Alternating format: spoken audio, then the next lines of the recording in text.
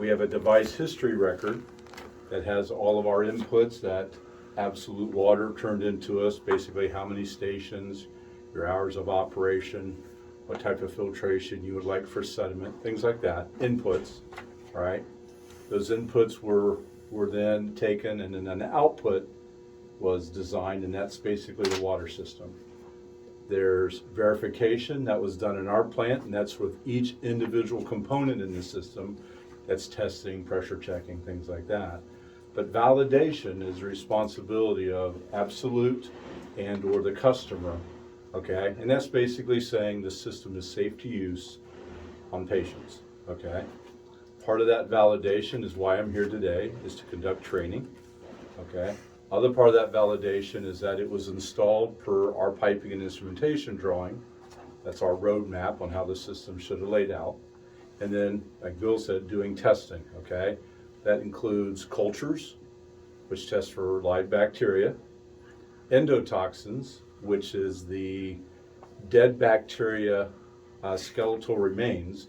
Those will make the patient toxic and feverish, okay? And then there's a test called the AMI test. It tests for 21 contaminants in the city water, and we need to reduce those to an acceptable level that's been published by the AMI committee, okay? And that's AAMI, acronym for American. It stands for the Association of the Advancement of Medical Instrumentation. Thank you. Okay, there's 21 elements in that: copper, zinc, nickel, okay, chlorides, that they set a limit. Each one of those elements in water has an adverse effect on a patient's health. I would recommend highly that you go to the AMI.org website. You need to purchase those standards and have them on file here, so then you can refer to those. In those standards, it tells you what testing is required daily, what type of maintenance is required daily, weekly, monthly. Okay, that's what I'm going to teach today. Okay? Okay. All right? Very good. So I need to ask you guys a couple questions.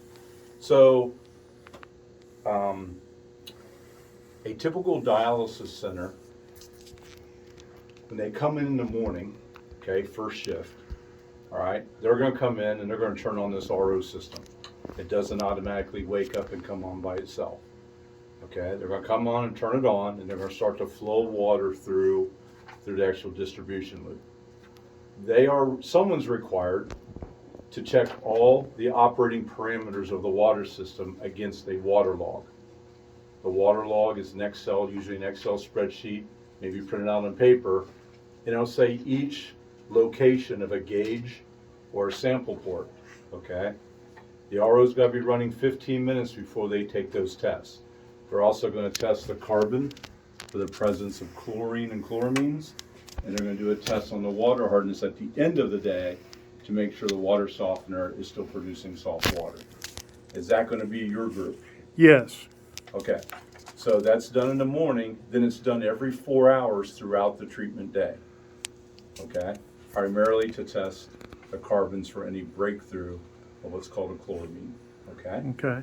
So have you guys already developed your? We have a sheet that has been developed, and I think, Dave, you've got a copy of that in an email. Nope. Okay, Jamie has it. Jamie must have it. Jamie has it, and I have a copy of it. And Okay. it was sent to me, I think, by Absolute. We have their sheet. We Okay. didn't realize that it needs to be done twice a day. Actually, every 4 hours. Right, every 4 hours. So I'm not sure Okay. how many shifts they're going to be running here. Okay, Okay. all right. And that's to meet the AMI standards? The AMI standard is basically in that test, every 4 hours, they want to check that there's not been a breakthrough of chlorine and chloramines in Okay, the water system. this is great to know. Okay, and Glad I'll to have you explain here. that later Yeah. as we go through each component. Okay, Okay, yep, so my job today is we're actually going to talk about every component in this water system. Okay, we're going to talk about how to monitor it and what to do to make adjustments if it's out of range. Okay? okay. All right. Super. One last thing. I didn't catch this in the original video, or initiation of the video, but you said any change that we make has to be approved through the FDA or AmeriWater. Has to be approved by AmeriWater. Right, has to be approved by AmeriWater. Yeah. Okay. For like an example, if you were to this is an extreme example, but if you were to branch off the back end of the water softener and feed a locker room, feed some showers. Okay, Okay, that would be in violation of the 510K. gotcha. If you took off this and fed a lab or fed a Right. other instrumentation in another department.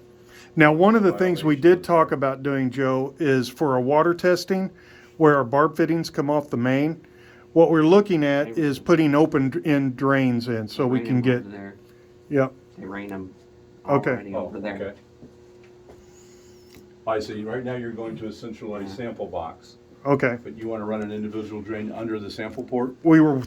Our existing system at the hospital has open drains, open air drains underneath. Yeah. They put it on. Yeah. Yeah, that's Normally fine. they put this in because if it gets a little too tight to squeeze in Yeah, between that's fine. components. Okay, Okay, I'll never make it through there. right, So- okay, right. All But right. there wouldn't be any problem if we ever chose to do that, to put an open end drain under it. That would be fine. Okay, That's not thank you. affecting the water system itself. Good, all right, Okay. good, great.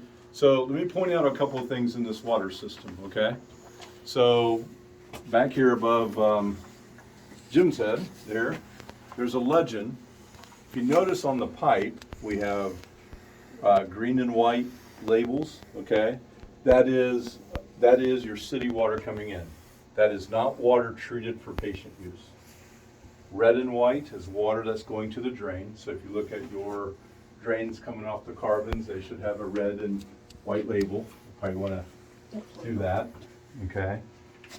And then blue and white is water that the patients are seeing, okay? Water is coming in contact with that. I don't see that. Have they finished the labeling yet? They're terrible labeling here.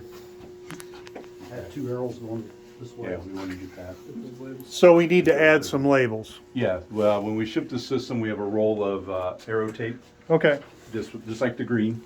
You just wrap it around the pipe, okay? okay, so that's fine. We'll need ameriwater or absolute water, we'll do that. Take care of that. Okay, On the blue and white pipe, if it were ever needed to be repaired, okay, that line has to be disinfected before you can put it back into use, okay, okay? Because you're breaking open the system, all okay. right? Now, So- give me an example of disinfecting. What would we do to do Well, that? you would do the heat disinfect system. Okay, so we'd Okay. use our heat disinfect Anything system. on the product side of the RO, it would be, it would be like a chemical disinfection. Gotcha. So we would just run the system and we would disinfect through the existing heat treatment. And it would be okay then to put back in service after we proved Correct. through the heat treatment that it was That is sanitized. correct. Okay, correct. thank you. That it was successful. There should be what's called a piping and instrumentation drawing on the wall that shows the flow path. I think it's over here. Oh, there it is. So you want to mount that somewhere where it's centrally located. And this is the path of basically the water flow. Every gauge, every sample port, every valve, as you can see, has an indicator. The V's are the valves, of course, and the PGs are the pressure gauges. Okay? When you do your daily log should refer to those numbers so you can just quickly locate them and then write down the numbers. Your daily log should also have an actual parameter that states it's in a satisfactory range. Okay, you don't want to just put a check number or say yes or no. You want to log the actual value of what the gauge says. Okay, Okay. So, and you notice there's some color coding on the lines that are blue or green, okay, or red on the drains. Okay. One thing each device has too, so there's going to be an inspection someday, JACO or Medicare, which is called a CMS. They're going to come in and audit the dialysis clinic, and they may come in and they may ask you, what is the purpose of like a carbon filter?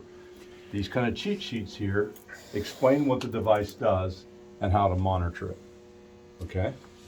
So each device has one here on the side and there on the heat sand, okay? So you can refer to those. So whether your group is here in the audits or not, I'm not sure how you're going to handle that. Typically, the nurse manager or someone in charge of dialysis is. we have a very compliance much- team, but they will rely pretty much on our maintenance guys, our techs, our senior techs to gather the information, keep the information up to date. So they'll have to be Okay. just as understanding Okay. of the process Gotcha. as well. Okay. They'll provide that information to our compliance Gotcha. officer. So what I'm doing today is called an in-service. I'm gonna talk about each component, what its function is, and again, how to monitor it on like your log, okay? Okay. You're more than welcome to send me a copy of your log and I can review it. Okay, Okay. I'll review it to the piping instrumentation drawing, Okay. okay? One thing I'll ask you guys to do, if you can go ahead and sign into this call sheet, into this sign-in sheet, go ahead and, if you can print your name and give me your email address, and we'll forward you a certificate that you, that like you came to class today.